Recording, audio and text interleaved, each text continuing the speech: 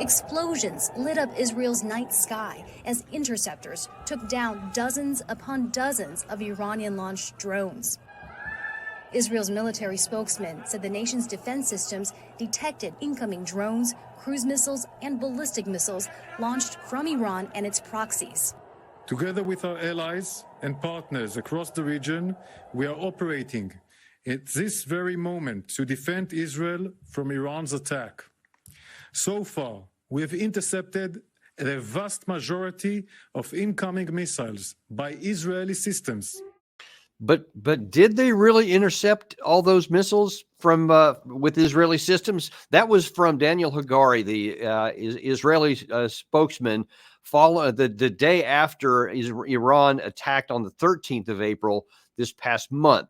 And there's been a lot of debate about how effective that system was. And we had MIT professor Ted Postol on last week, I think it was, talking about some of this stuff. And we've asked him to come back on today because we want to get it more in depth of what the Iron Dome system and the whole air defense system of Israel actually is supposed to do and what it actually does do. So, Professor, welcome back to the show today. Really glad to have you. It's a great pleasure to be here. Boy, I don't know if you were able to see some of the comments we had from the show last time, but a lot of people were really loving what you have because you provide information that just doesn't show up on mainstream media. Nobody even wants to talk about it. And we're actually going to show some of what the mainstream media is saying and why shows like this are necessary so that people can find out what the truth is because of some of your expertise here. And we're really grateful to get into this. Thank you. Thank you. And so let me just jump onto the first one here. So this one is actually from 2023. This first one shot I'm going to show you here, where they're looking at some of the economics of this system, how much it costs, where the money comes from to build them, and then how effective it is. Check this out. The Iron Dome system is a drop in the bucket. It's not going to be something that is impactful to maintain, but what it is highly effective, I think up to 92% effective at catching genuine threats that are fired out. And he explained right before that clip started how most of these are made in the United States, and we provide most of this stuff, so it's really good for the military-industrial complex for us. But of course, he's saying how effective it was. Also, another video here. Well, he's an expert, right? He was told the number, and he repeats it. Yes, and he doesn't do any work. This is a problem I have with the journalism community. And he was pitched on the show as the tech guy, the tech expert guy. So he's supposed to be one that knows it, but I'm pretty confident, as you said, that he was just told what the numbers were and then just repeated it. Right, but we're going to see that goes on. So here's another one. I wonder how much he was paid. Yeah, okay. apparently enough, because it seems to be effective in that marketing, as we're going to talk about that a little bit more too, as opposed to reality. But here's another one, and I think this one was from also shortly after the Iranian attack, where a lot of people were interested in the Iron Dome. And there's one video that shows how the whole system is supposed to work together. Experts say it's a layered approach that prevents an air assault. The upper layers, called aerosystems, can stop missiles outside Earth's atmosphere. The next layer, called David's Sling, is designed to intercept mid-range missiles like the ones fired over the weekend. Finally, Israel's well-known Iron Dome can take out short-range rockets. Breitman worked at the Pentagon as Israel developed this missile defense program in the early 2000s. It's a real boost not only to Israel's security, but to the U.S. defense industrial base, since there's a very, very strong U.S. company presence in those systems. Israeli defense forces say only 5 missiles made it through. Israeli and U.S. aircraft stationed nearby intercepted nearly all of the 170 drones and dozens of missiles before they ever entered Israeli territory. Now, I know you're going to have something to say about that claim there, that last one that they shot down all of these things here. But I want to show you one last video before we get into your analysis of what actually happened. This is that one kind of looked at the whole system. This one here is going to look at the Iron Dome itself. Israel's biggest success has been its Iron Dome program. There are 10 Iron Dome batteries in Israel. Each battery has up to 4 launchers with 20 Tamir missiles in each launcher. They can detect and neutralize small incoming projectiles like rockets, artillery shells, and short-range missiles. The Iron Dome can shoot down incoming threats up to 70 kilometers away, and the batteries can be moved around, making them extremely versatile. To protect from long-range targets and larger incoming projectiles, Israel has another multi-layered defense. It's called the David's Sling, which protects against short and medium-range threats. David's Sling comprises of Arrow 2 and Arrow 3 missile systems which protect Israel from ballistic and cruise missiles. David's Sling can even neutralize threats in the upper atmosphere. And then there's the third layer of defense, which is the Israeli Air Force. Israel used its fighter jets, including the state-of-the-art F-35 stealth fighter, to destroy the incoming Iranian drones. So that's how it's supposed to work. Tell us how it actually is working. Well, I think we should let me just step back for a second and say this is a scam. It's a scam on the Israeli people, and it's a scam on the American taxpayer. This missile system, Iron Dome, I will focus on Iron Dome only at this time. Iron Dome interceptors have a very low intercept rate. I would put it at less than 3 or 4% of the time. Oh, wow. they might actually hit something. And when I say they might actually hit something, I'm talking about artillery rockets, not these long-range ballistic missiles, which are much harder to hit. And I'll talk a little bit about the data we have on artillery rockets. Now, an important difference, a very important difference between the artillery rocket and the long-range ballistic missiles is that the artillery rockets travel very slowly relative to the ballistic missiles. The ballistic missiles come in, their speeds they travel about 3.5 kilometers per second. Wow. The long-range ballistic, the artillery rockets travel at maybe 200 to 300 meters per second, 0.2 or 0.3 kilometers per second, and the longest range, which I'll show you data from, travel at 0.7 or 0.8 kilometers per second. These would be the missiles that are launched from Gaza into Tel Aviv. And we have some very good data from Tel Aviv that shows that the system is basically non-functioning, to first approximation. That's really shocking. I didn't expect your number to be that low. That's amazing. Yeah, it's very low. And the cost of these things, I haven't been able to, I'm not a journalist. If you had a good journalist involved, they should be able to determine the cost of it, because the Israelis seem to be claiming $50,000 per interceptor.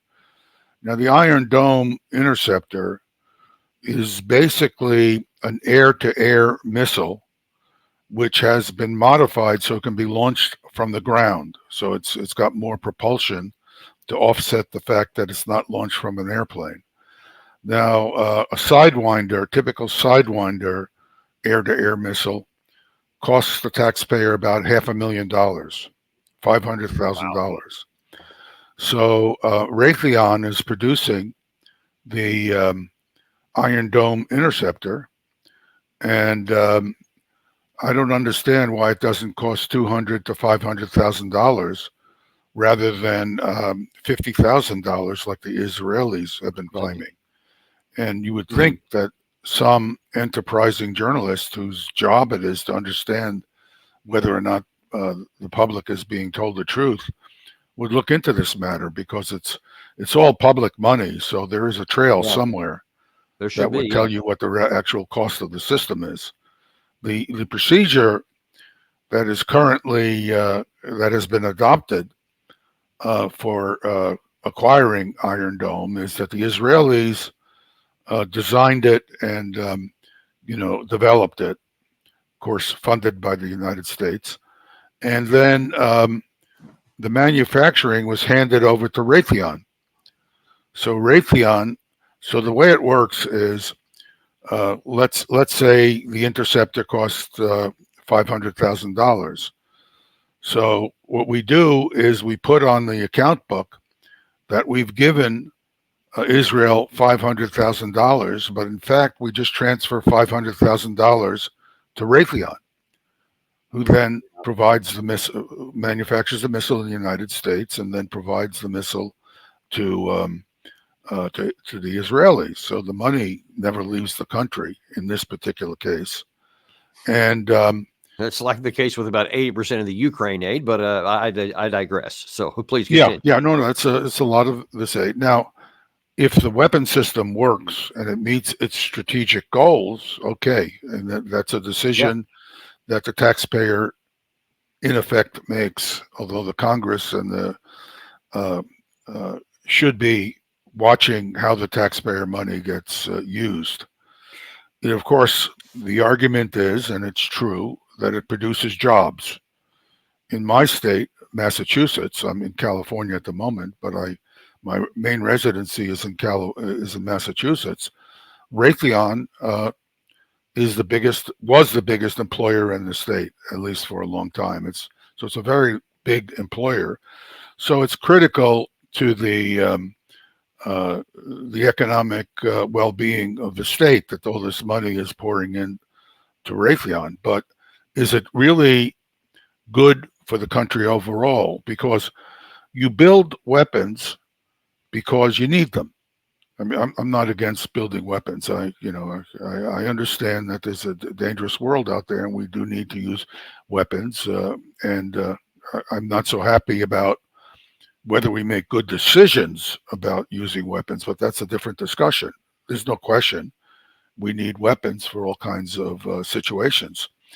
But you build a weapon knowing that it contributes in a small way to your economy. So, for example, if you pay people to build Iron Dome interceptors, you're putting money into the economy by giving them a salary, but the goods that they produce do not contribute further to the economy. If they were building trucks, those trucks would produce things for the society. So you build weapons because you need them for your security, and you accept that they are an inefficient, in fact, wasteful way to boost your economy. And I'm not opposed. Again, I'm not opposed to building the weapons, but we build these weapons. We give them. Because we're paying everything basically with Iron Dome. We give them to the Israelis. They don't work, as I'll demonstrate. But the Israelis lie to their own people, and our own government turns a blind eye to this, because the data I will show you is taken from public information. I can assure you that the Israelis have tremendously more detailed data, and I can describe the kind of data they have. So nobody in the United States, to my knowledge, has asked for that data. We're funding the system. Yeah, at least we're paying billions of dollars for it. So let me ask you this. So obviously this last round here on the 13th of April, allegedly up to 350 total projectiles were launched, drones and missiles, etc.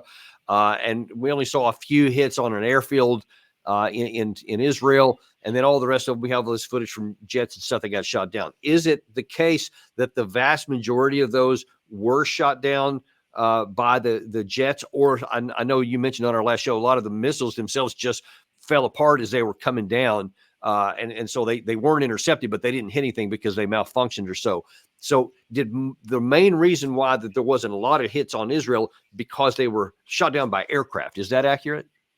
Well, yeah, there were two kinds of, broadly speaking, there were two kinds of attacking vehicles. There were drones and cruise missiles, which fly like airplanes, and they can be detected by an airborne warning and control aircraft, one of these aircraft that have big radar capabilities on them.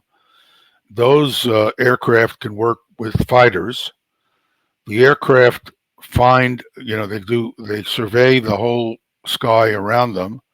They can see the drones and cruise missiles and track them, and they can communicate directly to the fighter aircraft, which then fly to an appropriate location where they can see the aircraft with their own radars and infrared systems. They can acquire the targets on their own, they're closer in, and shoot them down.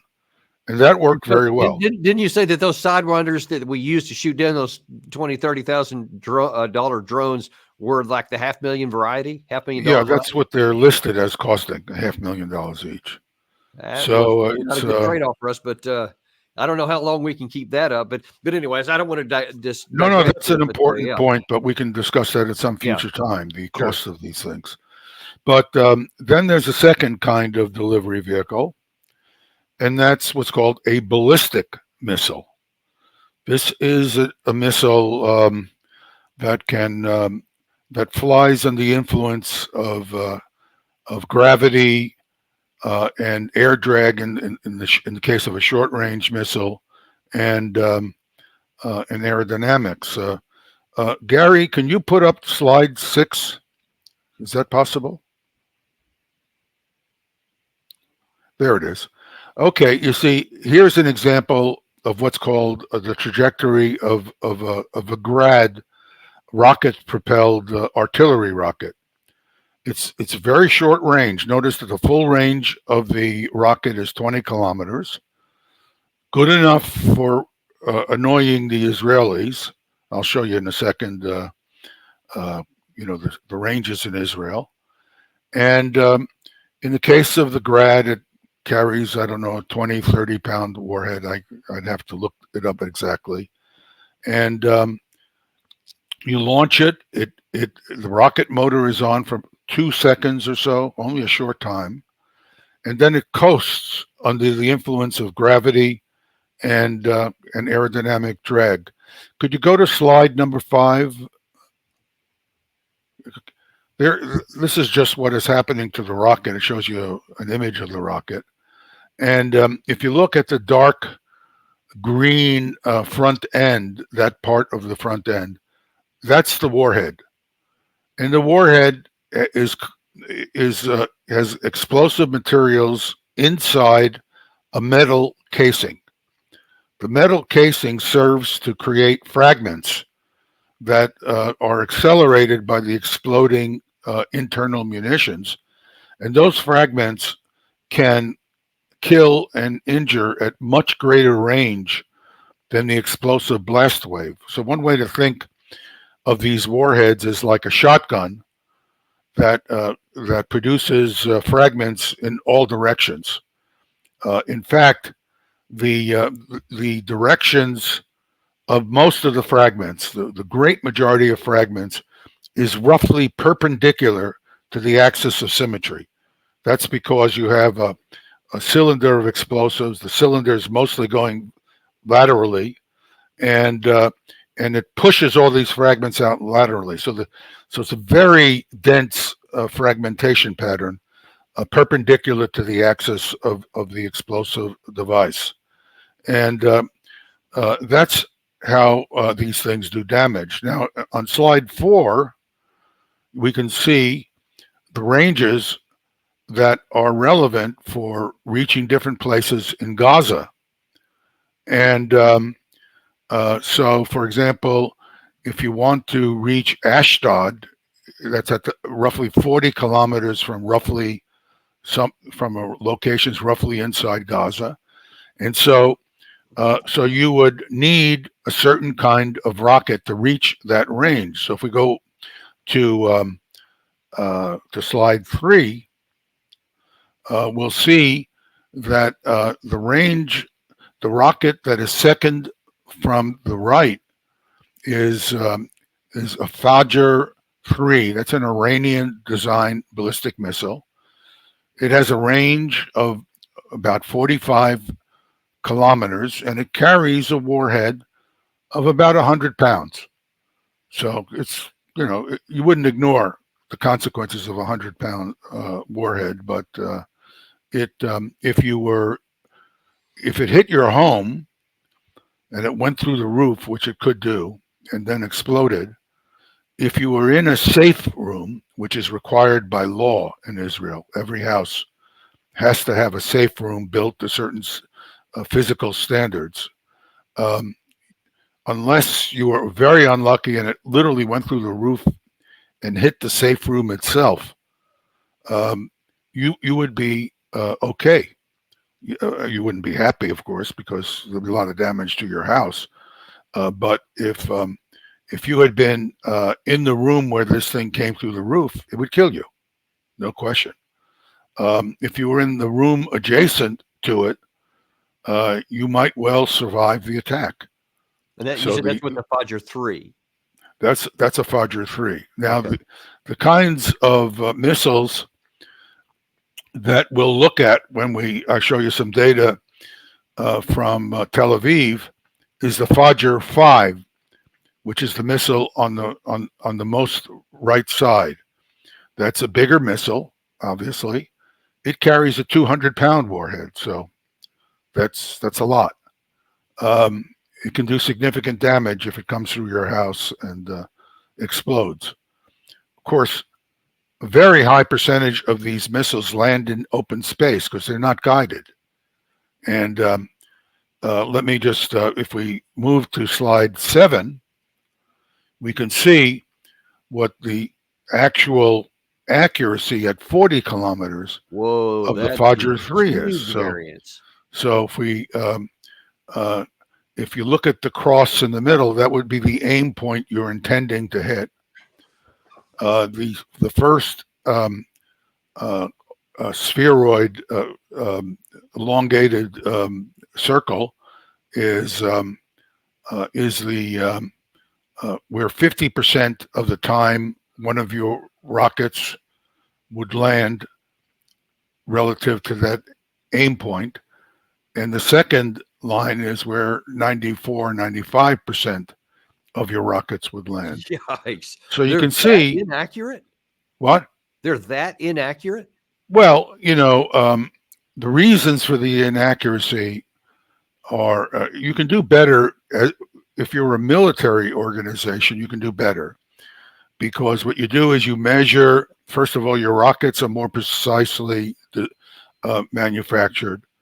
You can control the angle of launch much more accurately than you can if you're just setting this thing up in a basement and firing it out of the basement like people in Gaza would be doing. Yeah. The wind along the trajectory will affect your accuracy, and you don't know those details, although a military unit would. Right. Would have met that. And so you can do much better if you're fighting a war. So if you're Russians launching rockets at Ukrainians, you do much better. But they're still not extremely accurate. They're accurate enough to, if you're launching them from a multiple rocket launcher, you launch tens of them at a time, maybe more, and you cover an open area with these explosions that are spraying fragments all over, and you do it essentially all at once. So rockets have a utility different from that of artillery. Rockets can arrive in a very short interval of time because you can launch them very quickly, while artillery shells take time to load and launch. Yeah. You can, of course, make a very intense artillery barrage if you have lots of guns firing. And that's, of course, the situation in Ukraine. So the differences may be academic, so to speak. Maybe you're going to get this in just a second, but am I starting to understand here that part of the reason why the Iron Dome works so well, or the whole air defense system, is because most of these missiles, especially, I guess you'll be different if it's the drones, but most of the missiles weren't going to hit their actual target anyway and could land. They're going to hit open spaces. So why don't we go to slide 49? That's way back. Gary? Yeah, he's coming up with it. It's all right. I know Gary's been drinking, so. Oh, that's not. Oh, gee, I got the wrong one. Hey, wait a second there. Oh, that's. Oh boy. Yeah. I seem to have. I seem to have the wrong numbered slides. Why is it? All right. Well, that's the wrong slide from what I thought I was getting to, but we'll go to a slide later on. Can you go to slide 50 and see what we get there? No, I must have sent you a file that I hadn't cleaned out, so I guess I can't pick the number for this one. Show that slide up that you got there. Maybe we can just go to it. Well, what it looks this like. is an example of trajectories that you can see during the day. So you can see that one of the three Iron Dome interceptors did a loop-de-loop, something it should never do. And so this was, I was going to show this later, but basically, why don't we go back to slide 8 and I'll describe how Iron Dome works, and then we can go into these other slides. All right, so let me just describe the Iron Dome intercept. It's very important that you understand how the system is supposed to work, because there's lots of indicators that the system is not working. You saw a couple of examples earlier, but if you know how the system is supposed to work, you can on your own look at photographs and videos and see that the system is not working. So you don't need me to do this. I'm just showing you what to look for. So if we go to the next slide, we're going to see one of the advertising points of Iron Dome. Looks like I sent you the wrong version of my, so we'll just have to go with it as we can.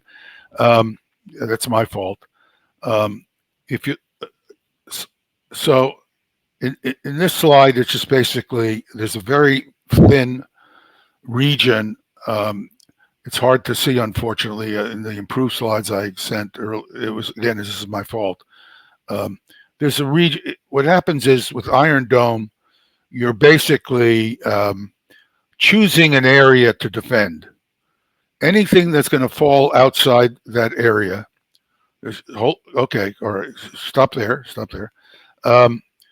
Anything that falls outside that area, you're not going to try to intercept. So, so what you do is you put a radar. The lower left corner shows you the location of a radar. Immediately above it, in a circle, there's a circle on the left side. That is a command center. The command center is basically there to command the whole system. It decides what it's got. Computers, it's got operators in it. The radar is separated from the command center, because if you're dealing with an adversary who can fight back, in this case we're not dealing with one who can do that, but if you're in Ukraine and you're dealing with the Russians, they'll find that radar and they'll attack it. And you don't want to get the crew that's manning the system also killed, because they're hard to replace. Immediately between the radar and the command center, you'll see another little image of something. It's hard to see. That's just a power station so that the system can operate. And then the three units to the right are what are called launch stations. A launch station is simply a set of canisters which contain Iron Dome interceptors. And the Iron Dome interceptors, when they're launched, simply fly out of the canister. So they're sitting in the canister. The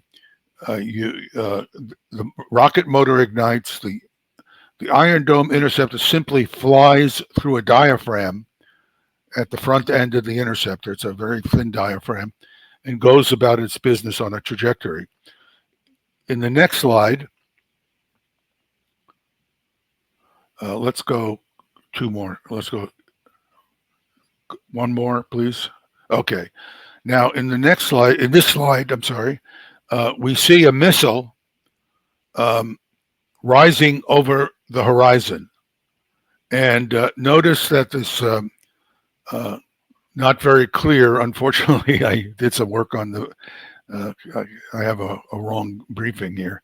You can see this faint yellow region, which shows you the radar search beam. This is so. Okay. What the radar does is it looks at a particular location. Let's say in the upper right. It steps to another location next to the left. It steps again, and it scans the sky, returning back to the location it started at every few seconds. So it's got a scan of scanning the sky.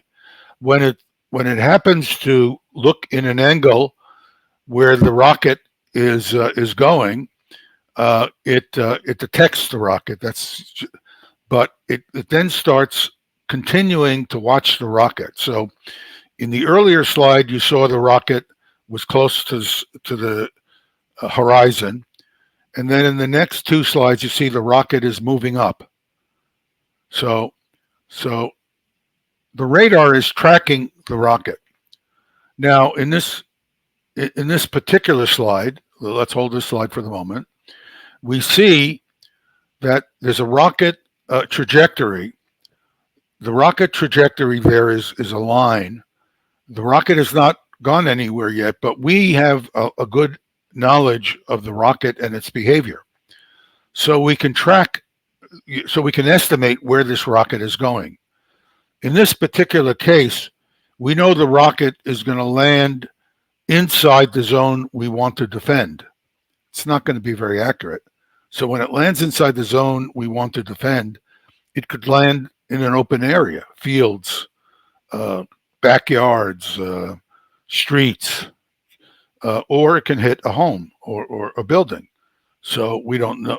So the fact that there's little building damage is going to be relatively low, even if there is no intercepts. Yeah. Rocket warheads are relatively small. Again, they will kill you if you're near a rocket. But if you get on the ground and it doesn't land on top of you or very near you, you won't be killed. And so Ed, what's the burst radius of a Fodger 3, say, for example? Like if it hit an outside and you're outside, what's the radius that you have? If you were standing up and took no shelter, you could be killed at 40 or 50 or 60 feet by a fragment. If you lie down, you could survive 10 feet because the fragments are going to be going over your head. So, and they're only going to be going in certain directions because, as I mentioned to you, the warhead produces a pancake of fragments. So if the missile comes in at a right angle, and you happen to be perpendicular to the missile at a range of 40 feet, it'll hit you with a fragment and kill you. But if you're on the ground, let me ask you. So, like a standard 155 millimeter artillery shell, they always say, or we always used to teach anyway, that it had a kill radius of about 50 meters or so. Yes. It could easily kill you at 150 feet. Yeah, sure. This sounds like a lot less than a 155 shell. Well, a 155 shell has a casing that is a masterpiece of metallurgy that is designed to fragment into fragments of tens of grams in size at a very even rate because of the way the metal has been treated before it is molded into a casing. And if you can control those fragments through the metallurgy so that their physical size and shape are so that they don't have a very high air drag and they're relatively uniform in size, You can get a large number of fragments, and those fragments can be lethal at very long ranges. The density of fragments, though, drops very dramatically. So it's certainly true that you can be killed at 150 feet by a fragment, but the question is, what is the fragment density? Right. But it sounds And like the fragment density is less for a Fajr 3 missile than even for a 155 shell. Do I understand that correctly? it to be honest, it may or may not be. So you have a good question. Your answer, it depends on how if the shell, if the warhead is manufactured in Gaza. In other words, because the Yeah. rocket comes in sections. If the warhead is manufactured in Gaza, the fragment density will be much lower. Yeah. Because the casing will fragment into large and small pieces, and the overall number of fragments and the density of fragments at a given range will be much lower. This is always true. If you look at terrorist bombs that are just manufactured in a non-industrialized environment, the fragmentation of these bombs is very non-uniform, because the casings are made out of pipes and things like that, and so they are lethal. They certainly will kill you. Yeah. But they will be. You're less likely. The density of fragments will be much lower, and the speeds will be lower, but they'll still be high enough to kill you if they hit you. So yeah, well, I think that's just really fascinating, because the significance of that is that, I mean, you think of a rocket and you think, this massive explosion as opposed to just a common artillery shell, but in terms of lethality, sometimes those artillery shells could be even more, which means that these rockets are not as big of a threat as maybe what a lot of people think. Well, they're comparable to an artillery shell, I would say, and maybe, depending on the rocket, may be comparable, but are very likely to be less. I see. What, Listen, I don't want to distract you. I'm sorry. no. This is good. It's good. Your audience. Yeah. But let's get back, because I want to really drill in on the point about how these things are not effective. And I know you've got some things that show how some of these missiles activated after the artillery rocket went past. Right. So notice is a very important thing to notice here. Okay, so I want that the line that shows the interceptor's path is designed to place the interceptor in front of the incoming rocket. In other words, you want to engage the incoming enemy rocket from the front. And that's what the interceptor in this Israeli slide, I might add, is trying to do. It's going to go into to the front of the interceptor of the artillery rocket trajectory. Now, if you try to intercept side on, you have a terribly unfavorable situation, and to a very good first approximation, you will essentially never hit the target. And this is straightforward to understand if I use my fingers, which are an important device for me in education.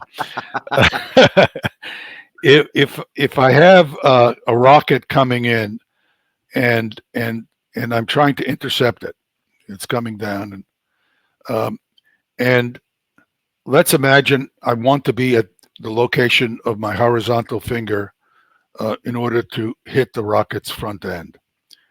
I must hit the rocket's front end, because if I hit the rocket in the middle, I can destroy the rocket motor casing, but there's no propellant in it. It's already used all its fuel, and the rocket casing will go onto the ground and explode. And remember, I'm shooting into an area I already have no special accuracy. So the fact that I divert the rocket a little when I destroy its casing is irrelevant, because the rocket may have been on a trajectory to fall into an empty field, and when I hit it, the warhead is not destroyed, and it may actually fall on a building. So the only way to reliably intercept is to destroy the warhead. Now, this rocket is traveling at 800 meters per second in the case of Tel Aviv. So if I arrive at this point 1/100th of a second later than I intended to, the rocket will be here. So I not only have to be at the right location, but I have to be at that location within 1/100th of a second or higher precision to hit the front end. Now, there's a real problem with hitting the front end because I probably cannot see the front end. Remember, the front end is a cone-shaped part of the rocket, and one of the biggest problems you have with sensor systems, the radar on the interceptor, the infrared homing, is to find the front end of the missile. So not only do I have to arrive at exactly the right time, but I also have to know where the front end is, and I probably don't. So the side-on attack is too demanding relative to the technology that's available to me. So what I instead do is I come in front on. Now, when I come in front on, it doesn't matter whether I arrive at the intercept, the desired intercept point earlier or later. Yeah. Because as long as I'm on the track of the incoming rocket, I'm going to hit the front end, and I'm going to destroy the warhead. Yeah.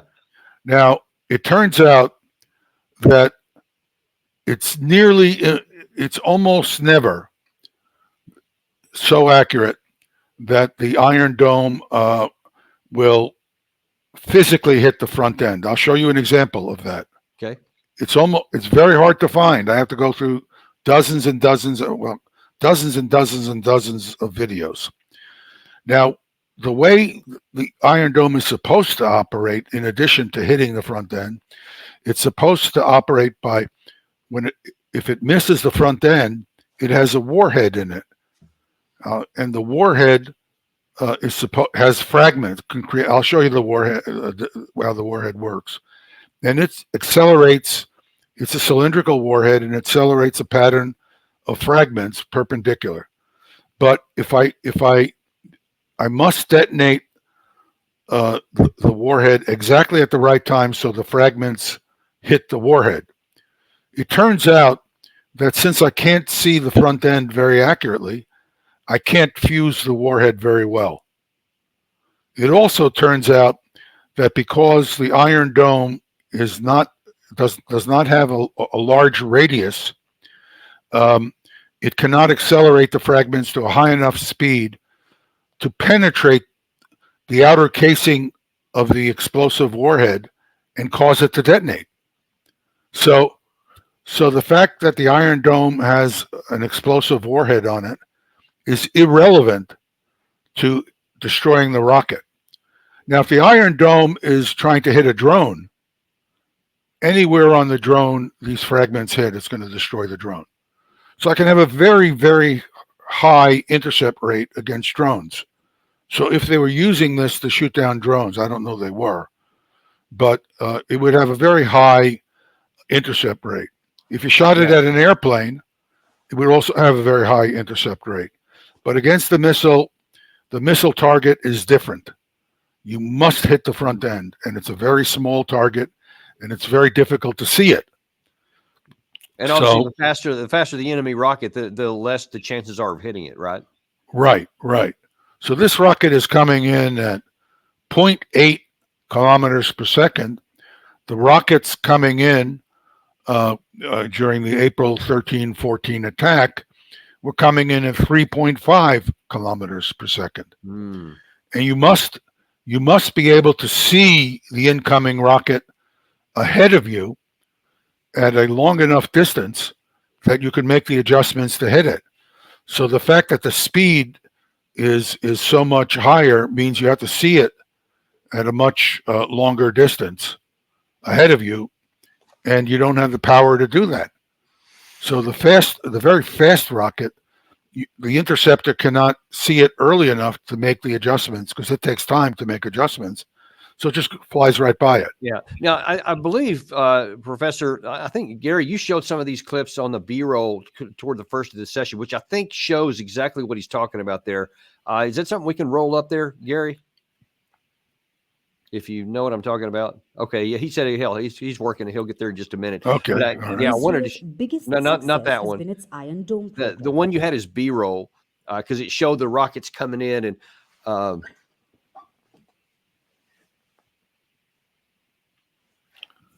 Yeah, no, not this video. Gary. Yeah, there's an infrared clip that shows that shows a test that was taken with high-speed infrared cameras. And in those videos, and you can find them, your audience can go on the web and find these. And you'll see that always in the tests that they show you, the incoming target rocket, which of course is a test rocket for them to experiment with, is always hit from the front end by the Iron Dome interceptor. So that's what you see. In this case, what we're seeing here, I think these are the ones you said some of the casings are falling apart, but you pointed out, I think last time, has nothing to do with Iron Dome. This has to do with the rockets breaking up, and they're not even attempting to intercept. It doesn't appear. No, there is no attempts. You see these dots moving forward below. Those are probably warheads that broke off the rocket, and they're falling randomly, and they will fall short of the intended target because their drag on them is higher relative to their weight. So, but those warheads will fall, but they'll fall in the open desert because these rockets were fired at the airfields in the Negev. But in a city, these warheads would land somewhere and explode. Yeah, that's what happened in the Gulf War of 1991. The Iraqis, in this case, rather than the Iranians, were attacking Tel Aviv and other places, and the warheads were breaking off the missiles. Then it was a different missile they were using, but it was the same phenomenon, and the warheads just went to the ground and exploded. So the whole rockets didn't. Professor, we're running a little short on time, so I don't want to miss a few things here. But what is the bottom line for? Because you said you have data that shows that only, I guess, 3% of these were actually knocked out. Well, why don't we let's hope the numbering is. Why don't we jump to slide 20? Let's see where we got. I don't. Oh, we're just go, Gary. Just go ahead, and I'll tell you to stop. Just. All right, that's it. Stop there. Here you see a night photograph. This is actually taken with a video camera. So this is one frame from a video camera. It was posted as a photograph, though. And you see this extremely bright ball of light in the air. That is a successful intercept by an Iron Dome interceptor. This particular interceptor, in a very, very improbable event, physically hit the front end of this rocket. In other words, it physically hit it. If it went, otherwise, it would just fly by it and miss it. The warhead would. If we saw the warhead on the Iron Dome explode, we would see a much smaller fireball.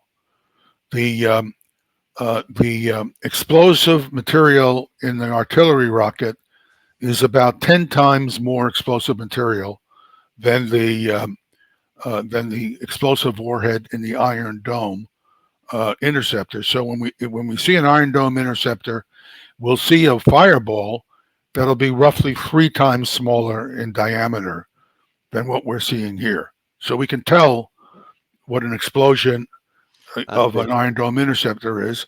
And if you just see an explosion of an Iron Dome, we'll see one shortly. You'll see that the fireball is much smaller, and it's just because there's less explosives in it. You see next the box to the lower right on the of the fireball, and then expanded to its right is a magnified image of that region in the box. If you look in the magnified region, you can see there are 2 artillery rockets that were not engaged. The other thing to notice is that you see all these slightly elongated dots in the air. Those slightly elongated dots are the plume of Iron Dome interceptors. So you can see the Iron Dome interceptors flying into the air. You don't see any bright fireballs anywhere, though. Notice also that there are. Let's look at the magnified box. You can see there are contrails, very dimly lit contrails that you can see behind in the background. Those contrails are the smoke contrails from other Iron Dome interceptors that are not in the field of view. So you can see there's oogles of Iron Dome interceptors in the air, and only one intercept. So this should tell you right away that this is, it's not complete evidence, because I'll show you others that give you complete evidence. You know, when you say it's a 90% intercept, you mean 9 out of 10 times the air should be filled with large fireballs in this particular photograph. Now, if we go to the next slide, we can see that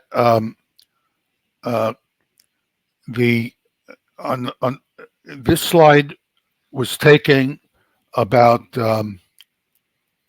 probably 5 or 6 hundredths of a second later. Yeah. In other words, this is maybe if the frame rate was 30 slides per second, you would have had, this was the third slide. There's 1, 2, third slide. Yeah. So in the video, and we can see that the rockets have progressed. And since we know that the length of the rocket's about 6.5 meters, and we know that the distance, the speed of the rocket is about 800 meters per second, and the last location of this particular rocket that's been singled out in the bottom right of the designated area, we know where it was. We know it traveled about 50 meters. And since we know this, the speed is 800 meters per second, and it traveled 50 meters, we know that it traveled roughly two frames for 30 at 30 frames per second. So this example, I'm just trying to give you a sense of what kind of information you can derive from these slides. Yeah. Why don't we go to the next slide? Let's just pass over this one. All right, here is an extremely interesting slide. This is what's called a time lapse photograph. What happens here is that, if you recall, the aperture of the camera was left open, and so my guess is maybe 15 seconds. So the aperture was just open for 15 seconds. So for 10 or 12 seconds, there was an Iron Dome interceptor in powered flight. So if we were looking at it in real time, we would just see a slightly elongated plume. Yeah. But since the aperture is open, the plume trails out an image of its own trajectory. So we have a detailed trajectory of the actual Iron Dome. Now, notice that the fireball is much smaller in the case of the Iron Dome. A while ago, yeah. No surprise. And notice there's a little something below the fireball. And let's go to the next slide and see if we got the right. Gary? One more.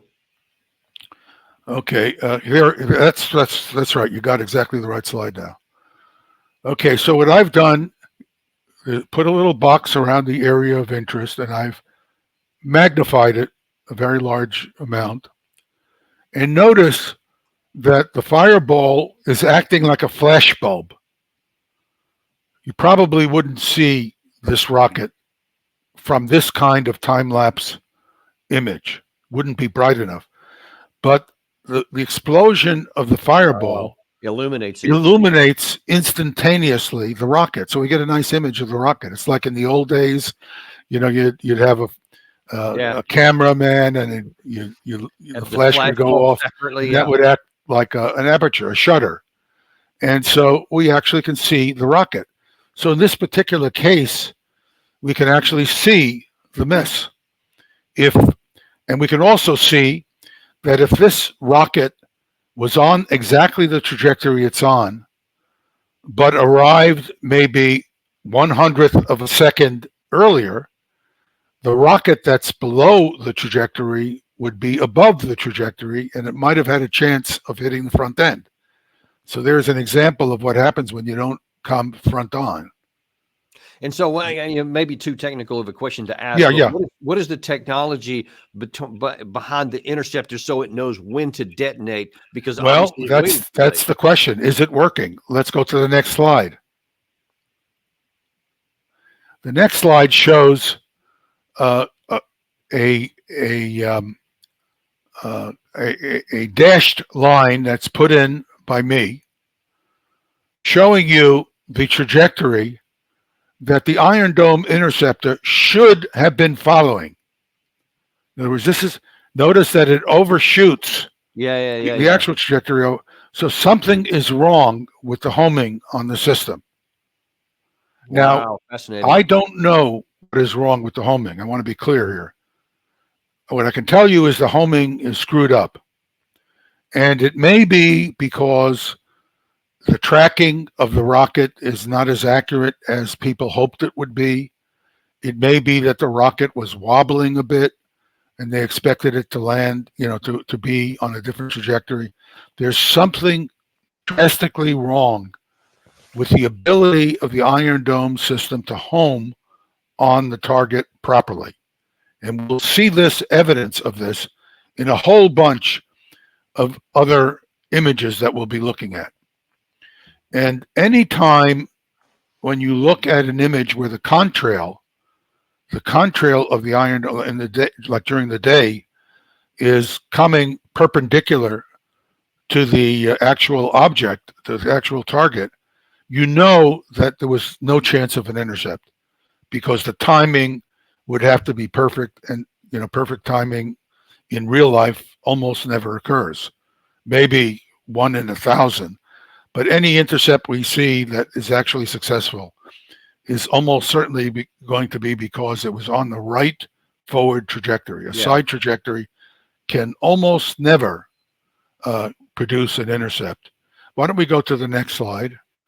Here's an example of Iron Dome interceptors being fired in a time-lapse photo. And you see all of them are bending over. So if there's a rocket that they're trying to hit, they would have to be trying to hit it from the side on.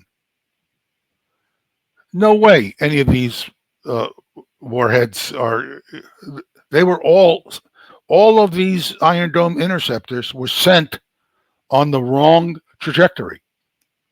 They had no chance at all of hitting anything. And so, do I understand from this picture correctly, Professor, that if there had been any intercepts, there would be some big bright balls, like you said before? You would see a bright ball, but the intercept would have to hit the warhead. But which means that none of these missiles hit anything. They hit nothing. What you're seeing is the explosion of the warheads at some point in their flight trajectory. If we look at the next slide, and you look to the left, you can see some of the Iron Dome explosions in the slide. You can see little confetti like light, little trails of light almost like confetti surrounding the fire. Not all of them, some of the fireballs. Those cases show you detonations of Iron Dome interceptors before they finished using all the propellant in the Iron Dome interceptor. So they were still in powered flight. There was still propellant left in the rocket motor casing. And when the Iron Dome detonated, the fragments of the burning rocket motor propellant were just lit up so you can see them and falling toward the ground. None of these things show any intercept at all. Wow. That is So amazing. Just nothing. And so Ted, here in the last few minutes we have here, I mean, the consequence of this is profound to me, because while we talked about at the beginning, marketing is great for the public because they just tell them it hit and that's all they have to do. And they can just claim, oh yeah, those are all hits, even though you just showed how they weren't. Right. They're misses. But for an adversary, they're not fooled by this. I'm sure they've got their own. Of course they are. Do all these same things. So if it comes to, if Iran, and let me ask this as a question, not a statement, if Iran got into a war with Israel and they weren't trying to get drones shot down because they didn't want to just send a message, but they actually wanted to hit something, could they, with some of their better missiles, strike more pinpoint targets? Because I think you showed me how. Well, if they fired their ballistic missiles, let's say at Tel Aviv instead of this airfield, I pointed out that the rockets were breaking up, but there were little dots in the field of view that were almost certainly warheads that broke off the missiles that had broken up, and that they were heading toward the ground. Now, if there was a city below, there would be damage from those warheads. If it's an airfield, the warheads fall a kilometer outside the airfield perimeter. But if it's a city and the warheads fall a kilometer short of the aim point, so what? They do as much damage as you can hope to do, given that you don't have a super precise high precision weapon that you're using. You're not firing a Hellfire into the window of an adversary's meeting place. You're firing a warhead in the general direction of your adversary, and the warhead may land within a half a kilometer. This is a good. Hold that slide, please. The warhead will fall within a half a kilometer of the intended target, but it doesn't matter because it hits a building or it lands in an open space or whatever. So if you want to do general damage and terrorize a city, it's good enough. So you won't be able to defend a city with Iron Dome against that kind of attack because it won't work. The Iron Dome system won't work. Now, here is a good slide. It shows damage to an artillery rocket produced by an Iron Dome warhead fragment. The Iron Dome was passing, the front of this rocket is to the right. The Iron Dome interceptor missed the front end of this rocket. So this rocket hit the ground and the warhead exploded. But the warhead in the Iron Dome exploded late before, there was a delay in time. It probably should have exploded a few, maybe 10 or 20 milliseconds early, thousands of seconds sooner if it was going to hit the warhead. But instead, it was a few tens of milliseconds too late. Yeah. And it flew by it, and it did significant damage to the casing. The missile was not intercepted, though, in the sense that we are, because the warhead was not stopped, and it went onto the ground and did damage in the designated defended area that we were concerned about. Let's go to the next slide and see what. This is another good slide. You'll see this is the back end of a rocket and you can see there's a hole punched right in that rocket. And that's from a fragment of an Iron Dome interceptor. But this rocket also went to the ground and exploded. I'll end here because I don't know all the other slides. I screwed up. It's not Gary's fault, even though we'd like to blame him. But I'll take it anytime, Ted. Okay, all right. But that should give your audience a sense. I can, if it's of interest, it's up to you. I can send you the proper briefing, where I got it all right, and you can then redistribute it to your audience members who ask for it. I don't know if that's of interest. I send you a PDF file. Okay. Would you like to do that, or should your audience just ask me directly? Yeah, sure. If you don't mind giving out your contact information. Yeah, sure. It's not. It's public. It's a public document. I'm a scholar. My job is to provide information to the public. Well, we sure appreciate it. I'm science, technology, and national security. That's what I'm paid to teach. That, not to make up nonsense. And so, how could they contact you if they wanted to?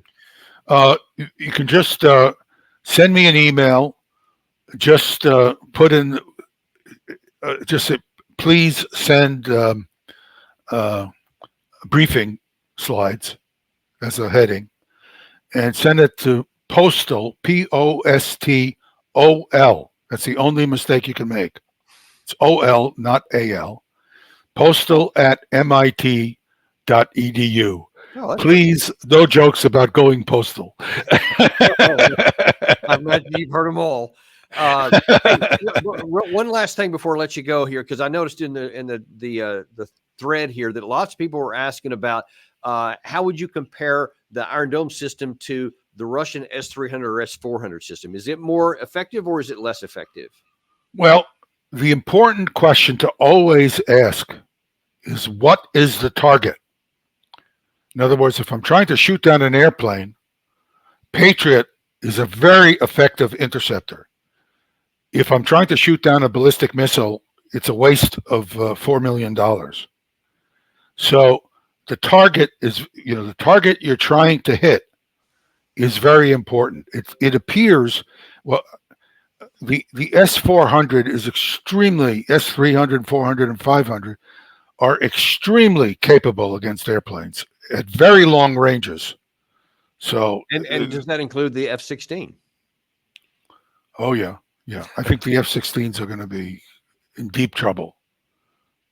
What the Russians have done, the Russians have done something very clever that we have not done. The Russians, of course, have designed their ground-based air defense systems to do more things than we have designed our air defense systems for, because a lot of our military planning is based on the assumption we have control of the air over military operations.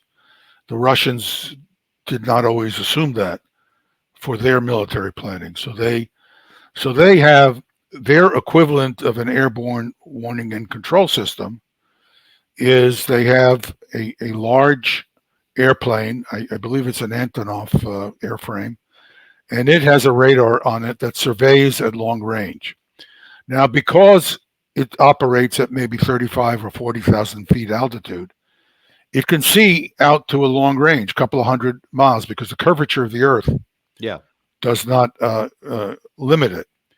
The S-300 or 400 on the ground below it cannot see at that range, cannot see an airplane at that range, even though the airplane may be at 10 kilometers or 30,000 feet altitude.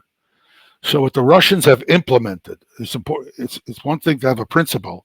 What they have implemented is a system where they can communicate directly to the ground, the S-300 or 400 on the ground, and tell it where to shoot over the horizon, where beyond its visibility it can shoot.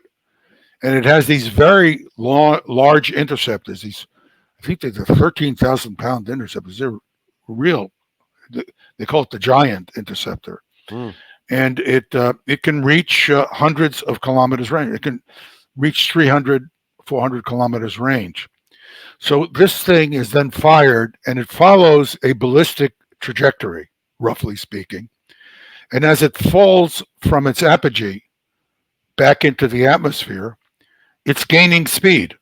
Loses speed as it gets to high altitude, and then it Yeah. gains speed. And you're in your F-16 and you're tooling around, and there's nothing happening, right? You have what's called the electronic support measure, a receiver. It's sometimes referred to as an ESM receiver. It tells you somebody is looking at you with a radar. It detects the radar signal, but there's no radar on you at that time because the Antonov has gone somewhere else. It's looking somewhere else. So you're just tooling along and you're happy, not under attack. And then within 1 or 2 seconds before you're hit, this missile arrives at your projected location, which the Antonov has told it where to be, and it turns on a very powerful radar on the interceptor, Oh, wow. which is not designed to deceive you. It's saying, I'm here, it's too late. And so even if you detect this missile coming in, it's coming in at a fantastic speed, and it destroys you. And the Russians were shooting down Ukrainian aircraft like crazy earlier in the war before they had completely destroyed the Ukrainian Air Force. And that's what they're going to do to the F-16s. They're going to be gone. Well, listen, I already see what we need to have you back for on the next episode, explain some of this stuff here, because that is really fascinating. And we're going to definitely have you back. But listen, thank you so much for this one here, because, again, you've shown such clarity on what the real situation is. And anytime we get the truth, that's something we like to promote. And so thank you for coming on and telling us that. Well, today. thank you very much. It's my pleasure. This is what I'm paid to do. All right. Well, we appreciate it. I'm not paid to give you stories like someone on, but yeah. There's plenty of those guys. We showed some of them earlier. yeah, we're plenty of those. Yeah, you can find them easily. Yeah, exactly. But we found this gem here, so we're going to keep coming back to you. Thanks so much, Professor, and we'll see you on the next episode. Thank you, and thank you, Gary, too. Yeah, always on it. And we thank you guys for coming in and watching us today. Again, this is such a great one. We got John Mearsheimer coming up here shortly, less than an hour from now, 3:00 Eastern time, where he's going to talk about, is the Zelensky and the West detached from reality based on some of the things you're saying? I think you probably already know the answer to this, but you definitely want to hear Professor Mearsheimer tell you why. We'll see you then, and be sure to like and subscribe, and we will be on here shortly to see you. So talk to you soon.